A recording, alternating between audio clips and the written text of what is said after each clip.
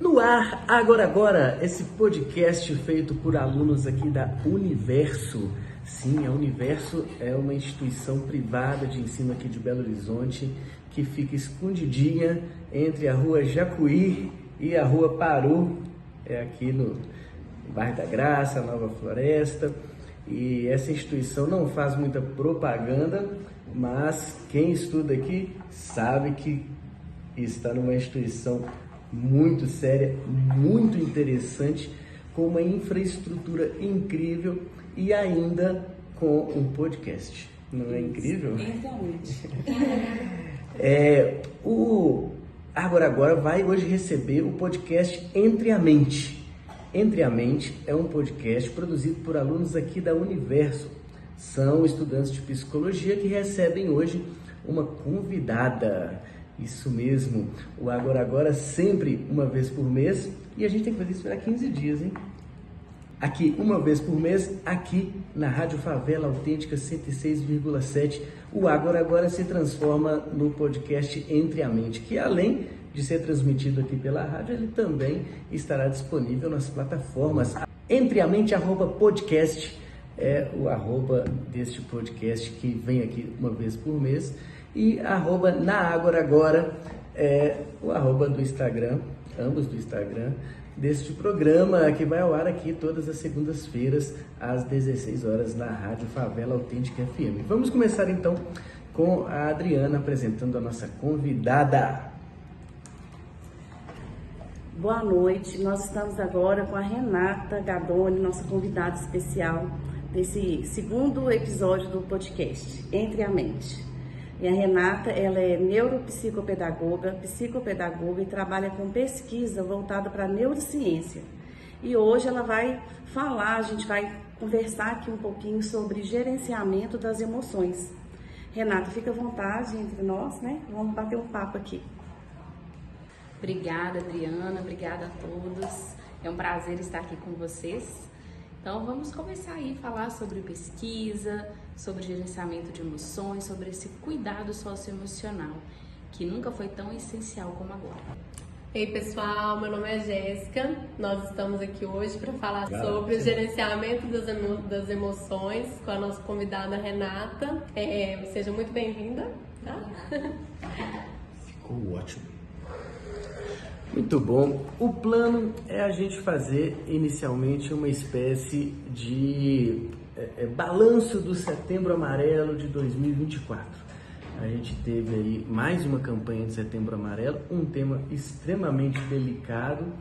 Então existem campanhas que em algum momento elas lidam com a coisa de modo muito publicitário, e isso acaba sendo mais um gatilho do que uma conscientização, né? É perigoso lidar com esses temas, é necessário um aprofundamento, é necessário um cuidado que muitas vezes a gente não vê em toda a campanha, né, Renata? O que você acha sobre isso? Acho extremamente importante e necessária a divulgação, né? Porque dentre a pesquisa que nós apresentamos da OMS, que vem falar muito sobre essa campanha do combate ao suicídio, que é algo que ainda é tão pouco falado, né? Existe ainda tanto preconceito em relação, né, à procura de um auxílio, de uma terapia, de um acompanhamento psicológico, psiquiátrico, ao uso de medicações, a compreender que a depressão é uma doença e que ela precisa ser cuidada, ser tratada, que as pessoas precisam de acolhimento e que elas precisam ser ouvidas e vistas. Renata, você trouxe uma pesquisa atual de 2023, né, que fala aí sobre a questão da saúde mental. Conta para nós um pouquinho dessa pesquisa. Adriana, essa pesquisa, ela foi feita em 2023, né, com os dados aí da OMS. E ela traz resultados, assim, preocupantes em relação ao nosso ranking mundial.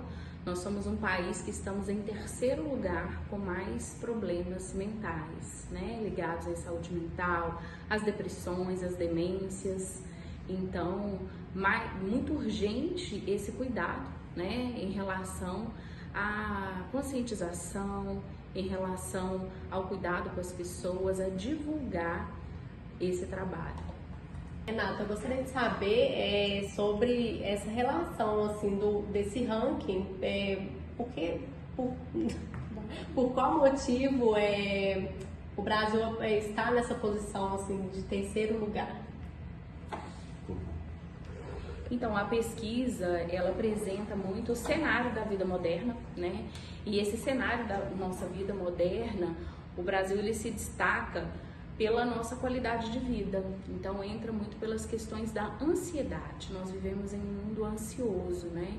Todas as pessoas estão atrás dos seus trabalhos, muitos não sabem se no dia de amanhã eles ainda terão um trabalho, se eles vão conseguir dar conta de pagar os seus boletos, né? A queda e o problema da nossa inflação, a questão econômica do nosso país leva os brasileiros a terem cada vez mais crises de ansiedade.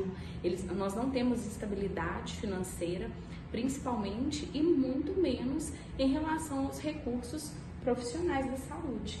Muitas pessoas não têm acesso à saúde, quanto mais à saúde emocional. Muito bom. De fato, o nosso país tem suas mazelas, né? Mas, ao mesmo tempo, tem países com mazelas bem piores. E esse índice alto no Brasil, ele é um índice alto de proporção, né? Então, de fato, a gente fica tentando entender se é o fato da modernidade ser uma coisa onde todo mundo tem que viver na cidade grande, nesse ritmo maluco, ou se é o fato de a gente ter o diagnóstico agora tem o CID, com os nomes das doenças, antes elas não existiam, então é como se elas não fossem, né, reveladas, é como se elas ficassem escondidas, né? O que você acha, Adriana? O que você acha, Renata? Gente, eu esqueci seu nome. Francisco. Mas também, né, gente? Eu também, né, gente? Nome diferente. Italiano. Eu também me adoro. Francesco, eu concordo plenamente com você, né? A pesquisa, ela mostra isso também. Nós temos aí uma questão... Gente, me deu branco, peraí. Que de fato, assim... Que não tinha ainda um diagnóstico. Não tinha ainda. Como nós ainda não tínhamos um diagnóstico, até mesmo pela qualidade, né, da ciência, dos estudos, da procura, da informação, do acesso, hoje isso ficou muito mais claro para as pessoas. Então, a busca pelo recurso, ela traz um nome, né, ela identifica essas pessoas, mas esse gerenciamento que a gente vai falar das emoções, ele está muito ligado às questões da ansiedade, né? Dessa vida corrida, dessa vida agitada, onde a gente o tempo todo tenta correr atrás de ter das informações aceleradas, né? Da incerteza da vida. Renata, aproveitando essa fala, né, a gente percebe que as gerações hoje, eu trabalho com adolescente, como tem sido uma geração ansiosa. Isso está repercutindo na vida das crianças, dos adolescentes, e eu tenho visto isso cada vez mais nas escolas, crianças ansiosas, né, com pensamentos acelerados, a questão do uso excessivo dos eletrônicos. Isso também tem causado bastante ansiedade. O que você tem para trazer para nós sobre esses dados, né? Que a gente percebe que essa geração de hoje também está sendo inserida nesse contexto aí.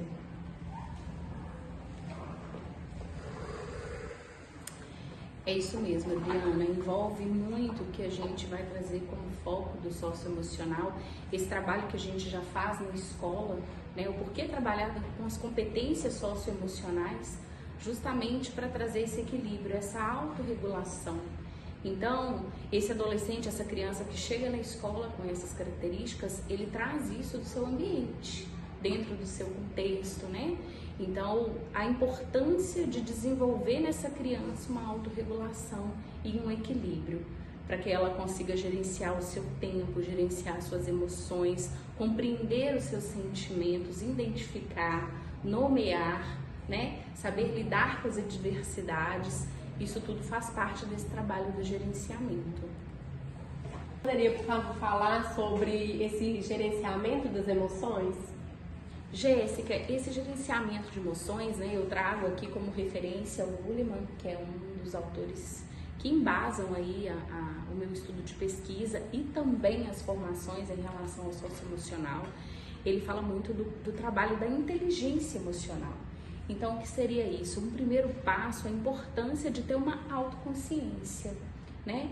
De compreender as emoções, porque quando eu compreendo as emoções, eu consigo gerenciar, né? É diferente quando eu sinto algo, eu consigo identificar e agir sobre isso. Então, a inteligência emocional, ela é o foco do nosso trabalho, quando a gente fala das competências socioemocionais, é o ponto principal. Pegando um gancho da sua fala, né, Aaron Beck, que foi o fundador da TCC, né, ele até traz para nós algo interessante, que todo evento, ele gera um pensamento. Como que isso é importante, né, Renata? E o pensamento, ele vai gerar um sentimento, uma emoção. Que através desse sentimento, dessa emoção, a gente vai ter um comportamento. Então, como é importante a gente estar acompanhando, às vezes a gente tem um evento no dia a dia que nos causa um pensamento ruim, algo que nos desestabiliza ali, a gente precisa seguir em frente para passar o dia, e aí vem aquele sentimento e emoção, e qual o comportamento mais assertivo eu vou ter frente a esse desafio que aconteceu ali naquele momento. Fala para os ouvintes o que é TCC. A TCC é uma abordagem, né, da psicologia, ela foi fundada por Aaron Beck, e ele traz esse conceito aí do evento, pensamento, emoção e comportamento. E isso está presente no nosso dia a dia. É muito bom, a Adriana falou sobre o modo como a saúde mental está diretamente relacionada ao ambiente, diretamente relacionada àquilo que se vivencia no dia a dia, né? A gente pensa saúde mental de uma forma macrocósmica, assim, entendendo que está todo mundo ficando doente, né? Essa pesquisa trouxe esse dado, e ele é um dado que nos deixa em alguma medida alarmados por conta desse tipo de surto, entre aspas, né, de saúde mental, principalmente pós-pandemia. Naturalmente a pandemia trouxe aí todos os focos para esse lugar, que é o lugar da saúde mental, e a gente tem que lidar com ela no cotidiano, no dia a dia, né? Acho que isso é uma coisa da fala da Adriana que eu achei mais interessante, assim. E como que você pensa essas adversidades num contexto cotidiano? Como que tem uma dica assim para quem está ouvindo agora, para quem está assistindo esse podcast, de lidar com isso? Temos sim, Francesco. Os estudos, né, eles nos mostram, a pesquisa, os nossos autores, os referenciais, né, a prática do dia a dia, o envolvimento com pessoas, saber lidar com as situações. Primeiro, você compreender e o que fazer com esse sentimento, o que fazer com esse problema, entre tomadas de decisão. Então, a tomada de decisão, ela vem muito de encontro a essa autoconsciência que eu acabei de falar. Você reconhecer, você compreender e como atuar. Entra totalmente a inteligência emocional. Quais os recursos e ferramentas? Então, o Goleman, ele traz um ponto muito importante, que ele fala da automotivação. O que é essa automotivação? Eu ter algo todos os dias que me faz levantar da cama e sair para um dia novo, e enfrentar as dificuldades, os problemas, as adversidades. Qual é a minha automotivação? E essa automotivação, ela é muito individual. Cada um de nós, né, busca dentro de nós esses recursos. O que nós temos? É muito importante a gente validar essas emoções, que é um trabalho que a gente faz muito com crianças, adolescentes, e que os adultos também precisam se conscientizar. Aquilo que eu sinto é diferente do que a Adriana, do que o Francesco e do que a Jéssica sente. Por isso a importância da gente validar a emoção do outro. É um trabalho com a empatia. E Goleman traz um ponto interessantíssimo que marca a nossa vida quando ele fala das relações, né, desse interpessoal. Quando você traz a questão da pandemia, são marcos que ficaram aí na sociedade em relação ao isolamento social, a cada um ali no meio da sua dor, da sua dificuldade, e isso ficou muito na memória, né, nos sentimentos.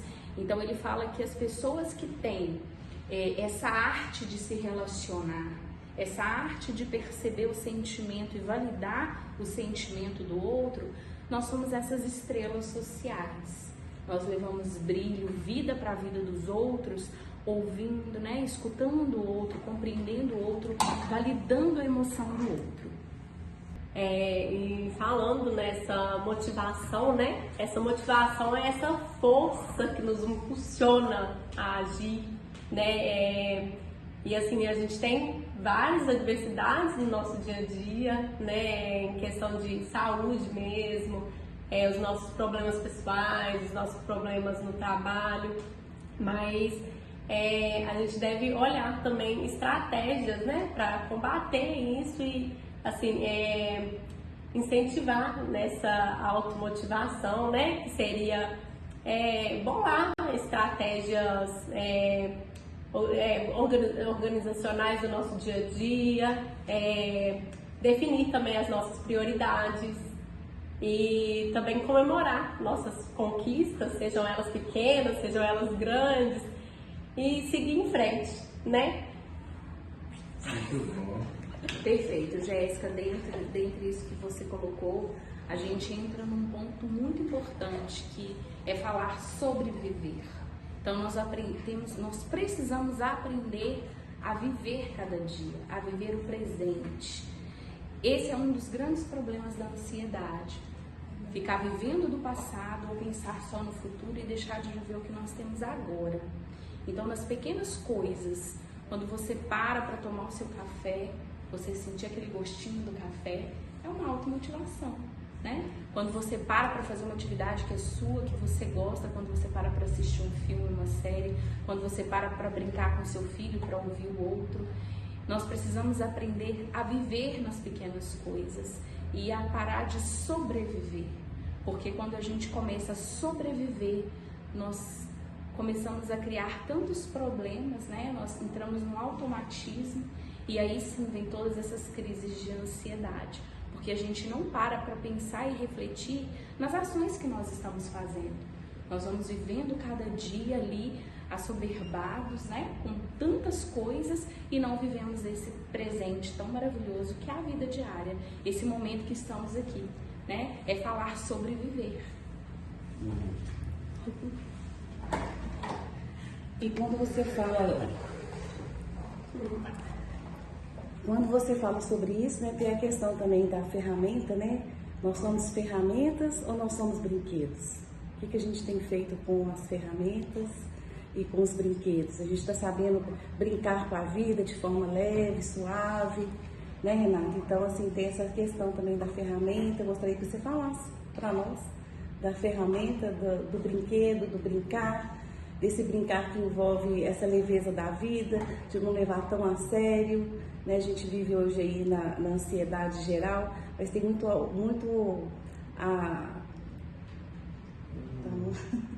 tem muito a se viver, a se conhecer, né? As relações, a gente sabe hoje em dia que a gente precisa ampliar as nossas relações, isso a gente percebe nas escolas, a questão da empatia com o grupo, como tem sido difícil, né? Adriana, eu vou te responder, né, com uma frase de Rubem Alves, quando ele fala que a vida não se justifica pela utilidade, mas pela alegria e pelo prazer de se viver.